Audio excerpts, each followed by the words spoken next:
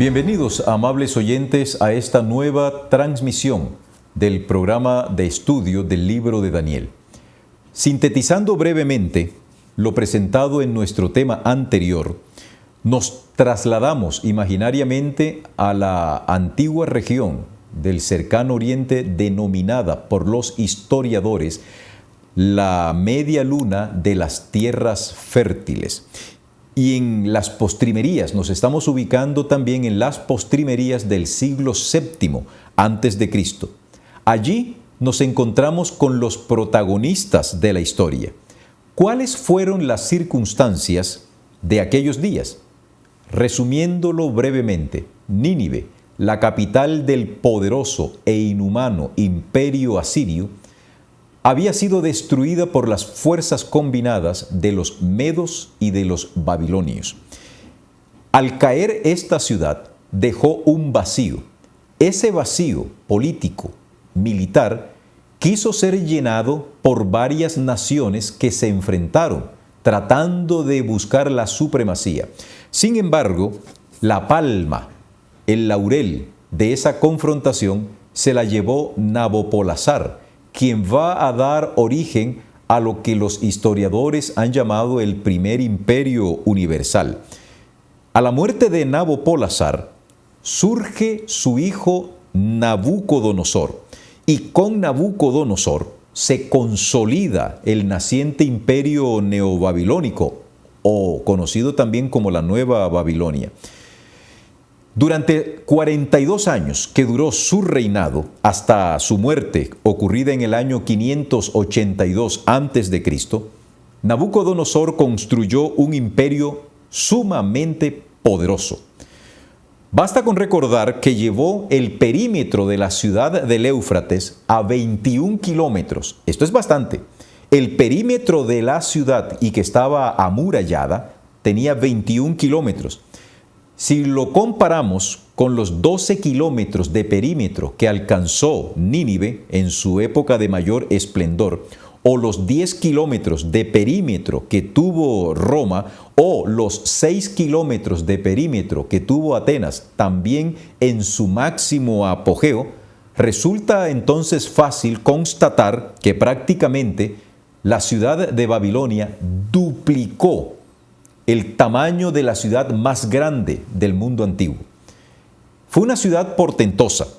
Con Nabucodonosor a la cabeza de esta ciudad, que era la capital del imperio, ya dije, surgió el primer imperio universal. Recuerden, queridos, que el imperio universal no es una expresión bíblica, sino que ha sido acuñada por los historiadores. Y a este primer emperador, a este primer rey del primer imperio, Dios quiso acercarse para que colaborara con él. Este monarca debía comprender la naturaleza y los alcances del poder político. Rodeado de una constelación de cortesanos, sumisos y aduladores, sin autoridad humana alguna que lo pudiera poner bajo control, era menester que este rey soberbio, que este rey altivo, fuese tocado por el verdadero y único soberano del universo. Dios quería que Nabucodonosor colaborara con los planes de Dios para la salvación del ser humano. No fue fácil, pero finalmente Dios lo logró. Este joven y dinámico monarca muy fácilmente podría llegar a considerarse no solo como infalible en sus decisiones y hechos, sino también hasta un suprahumano, si Dios no hubiese intervenido. En las lecciones que él tuvo que aprender y que se registran en el libro del profeta Daniel, hay una enseñanza que todos los gobernantes de hoy deben aprender, a saber, no hay poder o mandato alguno que sea propio del ser humano. Todo gobierno es un préstamo de Dios a un hombre o a una nación. Y lo que ese hombre o esa nación hagan dependerá también la manera como Dios se relacione con ellos. La verdad es que Nabucodonosor aprendió la lección. Estoy haciendo un breve repaso de lo que dije anteriormente. Y las palabras finales de quien toma juramento a un funcionario generalmente llevan esta convicción. Tú prometes servir a tu patria, tú prometes servir a tu nación de una manera leal, y luego se dice, si así no lo hiciereis, Dios y la patria os lo demanden. ¿Qué pasó con Nabucodonosor? Cuando llegó en las postrimerías de su vida, este altanero hombre había aprendido esta lección. Había aprendido que el dominio de la tierra le pertenece a Dios, que no existe nación alguna que pueda sacudirse del dominio de Dios. Dios hace el actuar como Él quiere. En la actualidad nosotros pudiésemos tener una pregunta: ¿por qué Dios permite que ciertas naciones, como Corea del Norte, en donde hay regímenes totalitarios tan absurdos, como el hecho de que los descendientes de Kim Jong-un o el actual rey, es rey, realmente es un rey, más que presidente, es un rey, demanden adoración? ¿Por qué Dios no actúa? ¿Por qué en algunos países donde la tiranía se observa, por qué Dios no actúa? Queridos, Dios tiene un tiempo para actuar. El tiempo de Dios no es el tiempo de nosotros. Nabucodonosor lo aprendió. Entonces, el primer encuentro que tiene Dios con Nabucodonosor se da a través de los jóvenes. Se da a través de los jóvenes. Estos 4 jóvenes hebreos se van a constituir en la punta de lanza con la cual Dios pretende llamar la atención de Nabucodonosor para que fije sus ojos en los oráculos divinos. Cuando nosotros abrimos la Biblia, en el libro de Daniel y en el capítulo 1, leemos en el primer verso o párrafo, dice de la siguiente manera en la versión que tengo en mis manos y en la que he consultado estos escritos. En el año 3 del reinado de Joacim, rey de Judá, vino Nabucodonosor, rey de Babilonia, a Jerusalén y la sitió. Esta sencilla declaración, aunque de extraordinaria importancia para nosotros, porque son datos históricos, nos introduce al momento y a las circunstancias que estamos considerando. ¿Quién fue este Joacim, rey de Judá? Joacim fue hijo del buen rey Josías, quien había muerto en un combate inoportuno e imprudente contra las tropas del faraón Necao, y esto ocurre en el año 608. Allá, Josías muere. Y en el año 3 de su hijo Joacim o Joaquín, que corresponde al año 605 a.C.,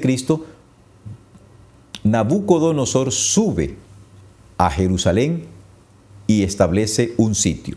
Pero si nosotros comparamos este pasaje con Jeremías, el capítulo 25 y el versículo 1, pareciera como que estuviéramos ante una contradicción. En efecto, mientras Daniel capítulo 1 nos dice que el sitio de Jerusalén ocurrió en el año 3 de Joacim, Jeremías afirma que fue en el 4º año de Joacim y que era el primer año de Nabucodonosor.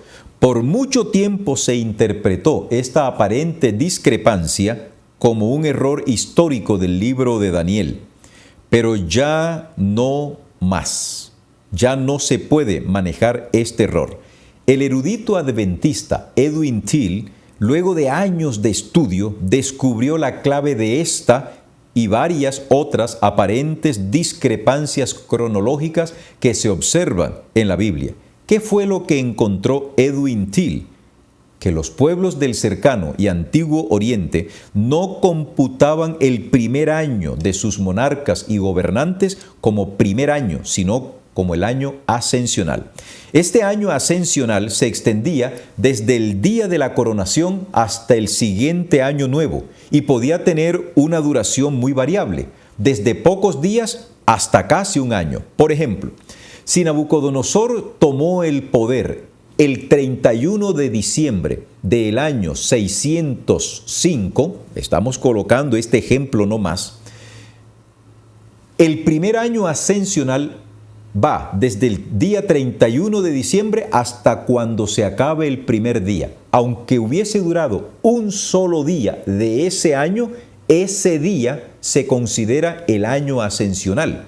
Y en este caso, Jeremías está considerando el año ascensional de Nabucodonosor. Y en este caso, Daniel, al decir, en el año 3 del reinado de Joacim, rey de Judá, vino Nabucodonosor, rey de Babilonia, Daniel se está refiriendo al año ascensional de Nabucodonosor, porque en efecto, Nabopolassar murió mientras su hijo se encontraba dirigiendo las tropas babilónicas contra Egipto y contra Judá. Y cuando Jeremías se refiere al cuarto año de Joacim, es decir, el año siguiente del mencionado por Daniel, y nos dice que ese era el primer año de Nabucodonosor, se está refiriendo al primer año a partir del año nuevo en el que había concluido el año ascensional. Esto no es difícil de entender ahora, pero volviendo ahora al relato consignado en Daniel, el capítulo 1, en el mismo relato se nos informa que la ciudad, Jerusalén, no pudo resistir el embate de las tropas babilónicas y debió rendirse. Los babilonios no solamente se llevaron un gran botín que incluyó parte de los utensilios del templo de Jerusalén, sino que por orden del rey, un oficial llamado Aspenaz seleccionó un grupo de jóvenes hebreos para llevarlos como rehenes a Babilonia. Esto tenía doble propósito. Si los que se llevan a Jerusalén son rehenes de alto nivel, de clase alta, sus padres van a evitar, y sobre todo si se cree que los padres formaban parte de la clase gobernante de Jerusalén, pues los padres evitarían a toda costa ir a rescatarlos para evitar que los mataran. Así que Nabucodonosor se aseguraba de que nadie iba a intervenir en esto que él acababa de realizar. La Biblia dice que no debían ser jóvenes tomados al azar, sino de acuerdo a calificaciones claramente especificadas por Nabucodonosor, y las podemos leer en los versículos 3 y 4, donde se nos dice: y dijo el rey a Aspenaz, jefe de sus eunucos, que trajese de los hijos de Israel, del linaje real de los príncipes, muchachos en quienes no hubiese tacha alguna, de buen parecer, enseñados en toda sabiduría, sabios en ciencia y de buen entendimiento, e idóneos para estar en el palacio del rey, y que les enseñase las letras y la lengua de los caldeos. El plan del rey, muy previsor por cierto, contemplaba que recibieran una sólida formación cultural y administrativa en la Universidad de Babilonia, en un curso de 3 años de duración, aproximadamente en el tiempo actual serían unos 6 semestres, para luego enviarlos a su tierra como gobernantes vasallos. Este era el propósito real de Nabucodonosor. La presencia de estos muchachos del linaje real hebreo en Babilonia, por otro lado, seguramente impediría, como ya dije, que sus padres y parientes allá en Judá pensaran siquiera en la posibilidad de iniciar una revuelta contra Nabucodonosor, para no poner en peligro la vida de estos jóvenes. Ahora bien, no es posible establecer cuántos jóvenes hebreos fueron elegidos.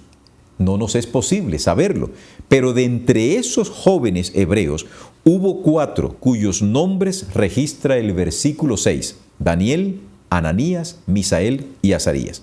Es fácil imaginar, ¿verdad?, los sentimientos provocados por el apresamiento y la partida precipitada hacia una tierra nómada y desconocida para ellos, una tierra remota.